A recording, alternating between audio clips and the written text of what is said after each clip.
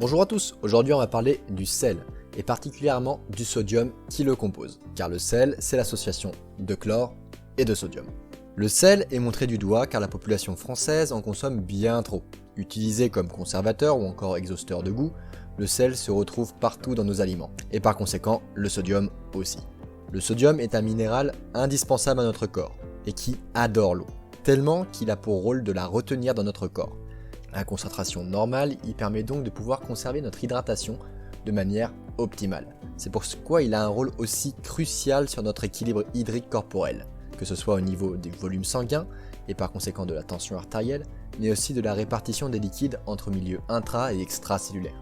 Vous voyez très bien cette affinité avec l'eau au quotidien. Par exemple, quand vous mangez un repas très salé, vous allez avoir soif. C'est un réflexe du corps qui permet d'éliminer le surplus de sodium et de rétablir une concentration optimale via l'épuration rénale.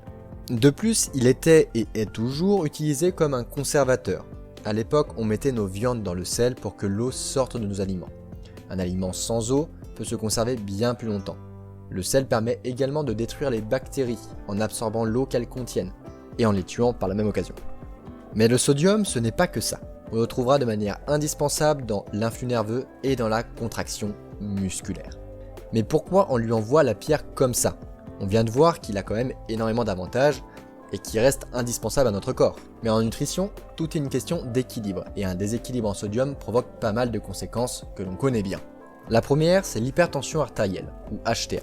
Comme on l'a vu, plus on aura une concentration de sodium dans le sang élevée, plus on augmentera le volume sanguin, donc la quantité d'eau dans le sang. Par conséquent, c'est comme pour un tuyau d'arrosage, quand vous l'ouvrez doucement, la puissance est faible. Mais quand vous l'ouvrez à fond, le volume d'eau est beaucoup plus conséquent. La puissance du jet est donc largement augmentée. Mais le circuit sanguin, lui, est fermé, donc plus le volume est grand, plus la pression sur les parois des vaisseaux sanguins sera élevée, comme un ballon de baudruche que l'on gonfle de plus en plus. Ne vous inquiétez pas, cela va pas non plus éclater comme ça, mais une hypertension artérielle de manière chronique endommagera vos reins, pouvant déboucher sur une insuffisance rénale, mais aussi engendrer des maladies cardiaques et même une crise cardiaque. Et oui, la surconsommation de sodium, ça rigole pas. Et c'est un sujet d'actualité car la population française, en vue de tout le sel qui est rajouté dans les aliments transformés du quotidien, engendre une surconsommation avoisinant le double des doses recommandées. Un adulte sur 3 serait donc hypertendu. Mais la surconsommation en sodium se retrouve également d'un autre phénomène, la rétention d'eau. La rétention d'eau est due à plusieurs facteurs, un manque d'activité, une mauvaise circulation sanguine, des facteurs hormonaux, une mauvaise hydratation et également une surconsommation de sodium. Ces deux derniers vecteurs marchent de pair. Comme on l'a vu, le sodium agit sur l'équilibre hydrique entre le milieu intra- et extracellulaire. On va vulgariser ce phénomène. Dans le camp du milieu extracellulaire, on aura le sodium. Et dans le camp intracellulaire, donc à l'intérieur de nos cellules, on aura le potassium. Ces deux minéraux sont responsables de la quantité d'eau de leur propre milieu. Pour maintenir les concentrations, si on a plus de sodium, on aura une migration de l'eau des cellules pour aller dans le milieu extracellulaire. Par conséquent, on aura une augmentation d'eau hors des cellules, ce qui crée une rétention d'eau extracellulaire.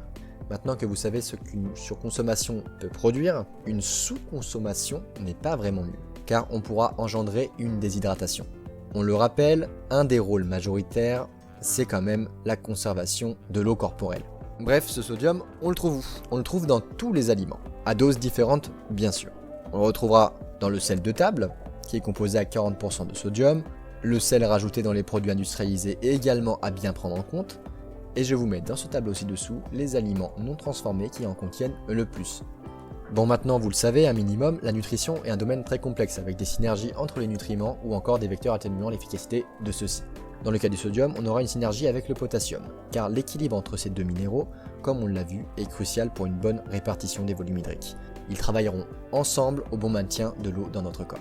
On n'aura pas vraiment d'ennemis au sodium, mis à part les diurétiques qui augmenteront les pertes en sodium dans les urines, ou encore une déshydratation intense qui diminuera notre stock de sodium, d'où l'utilisation d'une solution hydrosodée pour réhydrater une personne déshydratée, ou même pour les sportifs durant leur activité. On recharge ce que la sueur enlève. Et voilà, maintenant vous en savez un peu plus sur le sel et sur le sodium qui le composent. Sur ce, mange bien, bouge bien, dors bien, tchuss!